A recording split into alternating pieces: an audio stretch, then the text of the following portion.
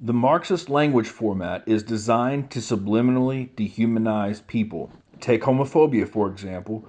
We all know that when the suffix phobia is attached to a latinized Greek noun, such as Arachne, it denotes an exaggerated, maybe even illogical fear.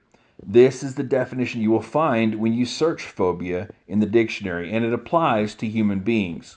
What you will not find is another definition of phobia, which applies scientifically to objects, like, for example, extremely dry dirt. This cannot be a fear.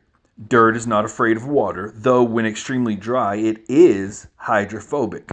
When a person is hydrophobic, they are afraid of water. When an object is hydrophobic, it resists water. When a Marxist calls someone a homophobe, they are not at all describing an irrational fear, they are only referring to resistance. Another good example are the prefixes trans and cis. These terms, again from their Latin roots, mean respectively on the other side of and on this side of.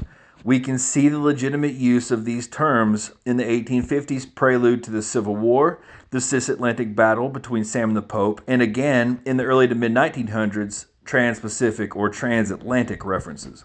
But what happens when we apply these terms as they are today in trans rights? Pay careful attention to the terminology. It should shock you.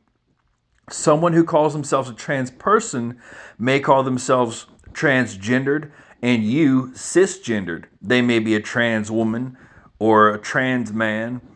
The problem arises when you start to break down those definitions. What is on the other side of woman?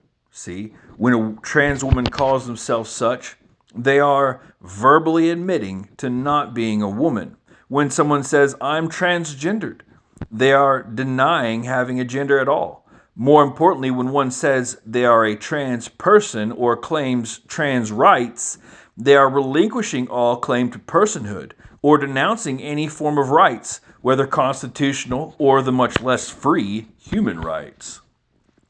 These prefixes make it easier to see the dehumanization. Yet the former example of applying scientific terminology that only applies to objects onto human beings is just as dastardly.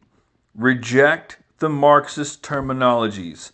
They are used in common parlance by people who haven't the brain or the willpower to either have conceived them or to comprehend them. But those who have designed them purposed to have you owning nothing, eating bugs, and pretending to be happy. I'm not a villain, I'm a transvestite. Explain that to your maker. I'll take it from here, Bartman.